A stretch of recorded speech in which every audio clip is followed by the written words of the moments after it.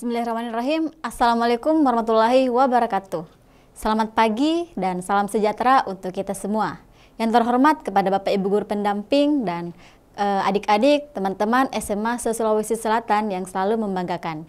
Bagaimana kabar hari ini? Semoga kita semua dalam keadaan sehat walafiat dan tentunya tetap semangat bersama dengan kami di Smart School, generasi smart berkarakter cerdas.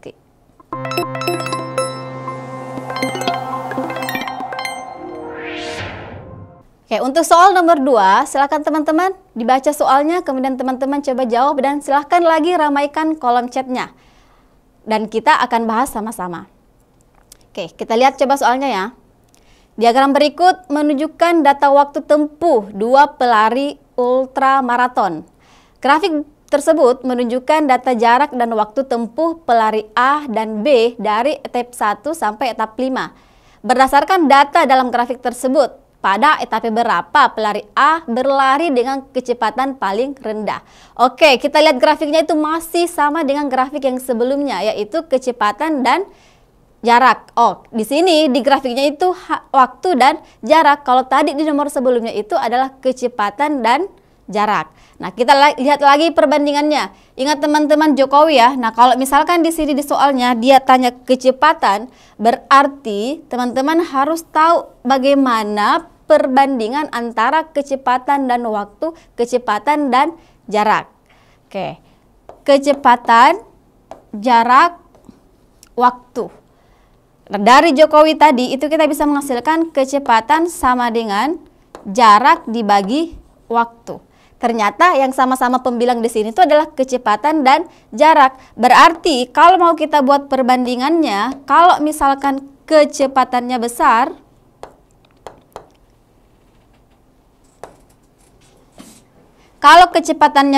maka jaraknya juga harus besar.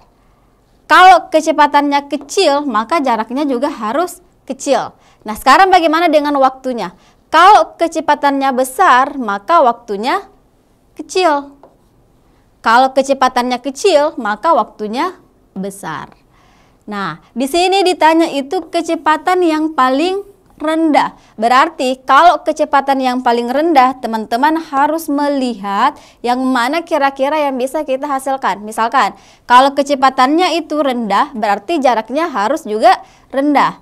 Bagaimana dengan waktunya? Maka waktunya juga harus kecil. Jadi itulah perbandingan antara kecepatan, jarak, dan waktu. Nah, kira-kira yang mana nih jawabannya? Nah, teman-teman, di grafik itu ada waktu A, ada waktu B. Sedangkan di soal itu hanya ditanya itu adalah pelari A. Berarti teman-teman tidak perlu lihat lagi pelari B. Karena di soalnya, di pertanyaannya itu hanya pelari A. Berarti di B ini kita tutup saja, kita coret saja. Karena ini kita tidak butuhkan untuk menjawab soal. Yang kita butuhkan itu hanya waktu A dan jarak.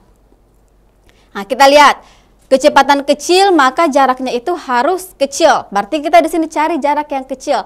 Ternyata jaraknya itu ada 7, 8, 8, 8, 9. Ada 3 angka 8. Kita coret saja yang paling besar ya, karena kita carinya jarak yang kecil. Berarti ini tidak perlu. Kalau 9 kita sudah coret, berarti kita coret semua dari atas. Oke? Nah, sekarang bagaimana nih? Ada 7 dan ada 8. Kira-kira apakah kita bisa langsung memilih 7? Oh tidak, kenapa tidak? Karena waktunya itu dia berbeda-beda. Bisa saja nanti hasil operasi kalau misalnya kita bawa ke persamaan itu lebih besar yang kecil atau bisa saja sebaliknya. Jadi kita buktikan dulu. Nah, di sini ada 3 angka 8. Ada jarak yang 8 km. Berarti kita lihat saja kalau misalkan jaraknya sama berarti kita kembali ke waktunya. Nah, untuk kecepatan kecil itu kita butuh waktu yang besar ya. Waktu yang besar. Jadi untuk kecepatan kecil kita butuh waktu yang besar. Berarti yang kecil waktunya itu kita coret saja. Ternyata ketika jaraknya 8 ini waktunya 30. Ini 35, ini 52. Berarti kita butuh yang besar saja. Berarti selain yang 52 itu kita coret. Hapus, hapus. Tersisa 2 kolom. Kolom 1 dan kolom 4. Nah, kira-kira yang mana nih jawabannya? Kalau ada 2 kolom yang seperti ini kita mau bandingkan, teman-teman harus pakai operasi perhitungan ya. Nah, misalkan ini kecepatan itu kan jarak dibagi waktu, berarti jaraknya itu 7 dibagi dengan 26.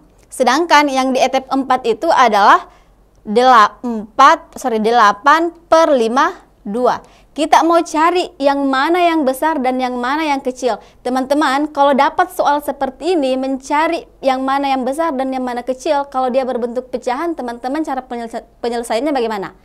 Nah, itu kita sederhanakan dulu ya. Selalu kalau ada angka besar, teman-teman selesaikan atau perkecil angkanya dengan cara penyederhanaan. 8 dengan 52 itu sama-sama angka genap, berarti dia bisa habis dengan angka genap. Kita coba dulu ya, bagi 2 sudah pasti bisa, karena dia adalah angka genap. Kita naik di angka 4, apakah 52 bisa habis bagi 4?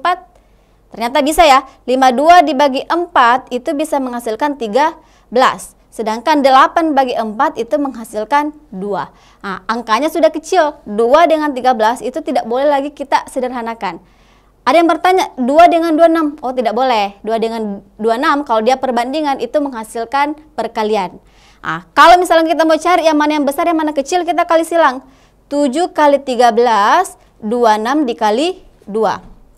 Sekarang, 7 dikali 13. 7 kali 3 kan 21 ya. 1 simpan 2. 7 kali 1, 7. Tambah 2 yang disimpan menjadi 91. Kemudian, 26 dengan 2. 26 dikali 2 itu menghasilkan 52. Nah, berarti yang mana yang besar antara 91 dengan 52? Ternyata lebih besar 91. Makanya di sini yang mana yang lebih besar antara 7/26 dengan 8/52 itu adalah yang besar adalah 7/26.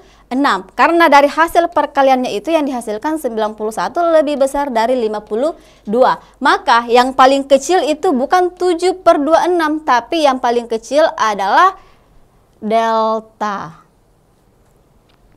Bisa dipahami teman-teman untuk penyelesaian soal grafik model seperti ini.